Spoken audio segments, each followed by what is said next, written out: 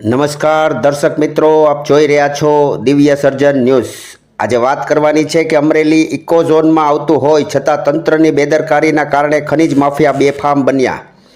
ખાલી કોઈ મીડિયામાં સમાચાર પ્રસિદ્ધ થાય ત્યારે તંત્ર જાગે છે, બાકી આવો ભાઈ હરખા આપણે બેવ સરખા આ નીતિ ચલાવી રહ્યા છે।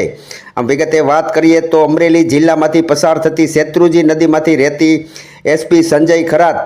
ડીવાયએસપી ચિરાગ દેસાઈ, ખાણ ખનીજ વિભાગ, ફોરેસ્ટ વિભાગ તથા રાજકીય લોકોના મેળા પીપળામાં રેતીની ચોરી લૂંટ થઈ રહ્યાની લોકચર્ચા સાંભળી હતી।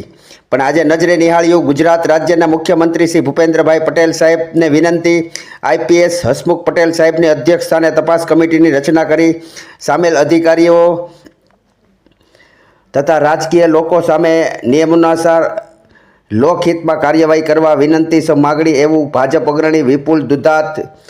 નિવેદનમાં શું કહે છે તે સાંભળીએ। જી વિપુલભાઈ, આજે સોશિયલ મીડિયા એકાઉન્ટ ઉપર તમે એક વિડીયો રેતી ચોરીનો વાયરલ કર્યો છે, શું કહેશો એ વિશે વાત કરો ને। હું વિપુલ કુમાર મુગનભાઈ દુધાત, સદસ્ય જિલ્લા પંચાયત અમરેલી, આજરોજ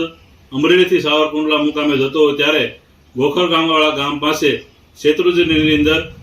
રેતીના ટ્રેક્ટરોથી ખનીજ ચોરી થતી હોય, જે મેં સોશિયલ મીડિયાની અંદર વિડીયો અને મીડિયાના માધ્યમને આપેલ। ત્યારે આ ખનીજ ચોરીની અંદર આ જિલ્લાના SP Sanjay Kharat, DYSP Chirag Desai, LCB, ખાણ ખનીજ વિભાગ અને ફોરેસ્ટ વિભાગ તમામ અધિકારીઓ પોતાના અંગત આર્થિક લાભ માટે આ ખનીજ ચોરીની અંદર આંખ આડા કાન કરી અને ખનીજ ચોરી થવા દેતા હોય તેવું આજ દિન સુધી લોકચર્ચા દ્વારા સાંભળેલ હતું। પરંતુ આજે જે મેં નજરે જોયું ત્યાં ઉપરથી આપણને ખબર પડે છે કે સામાન્ય માણસોને આ રેતીમાં મળવું બહુ ખૂબ મુશ્કેલ છે। નાના અને આર્થિક રીતે નબળા લોકોને મકાન બનાવવાની અંદર પણ રેતી મળતી નથી, ત્યારે આ ખનીજ ચોરો આ અધિકારીઓની આડની અંદર બેફામ રેતી ચોરી કરી અને ભ્રષ્ટાચાર કરી રહ્યા છે। ત્યારે હું મુખ્યમંત્રી સાહેબને એટલી જ વિનંતી કરું કે નાના અને આર્થિક રીતે નબળા વર્ગના લોકો માટે, ગરીબ લોકો માટે આ શેત્રુંજીની અંદર તથા અન્ય જે અમરેલી જિલ્લાની અંદર નદીઓ પસાર થાય છે તેમાં બ્લોકની ફાળવણી કરવામાં આવે, જેથી લોકોને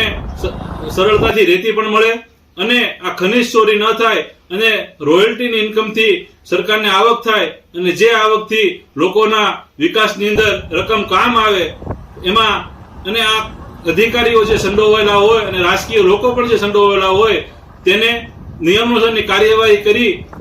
હસમુખ પટેલ સાહેબ આઈપીએસની અધ્યક્ષતાની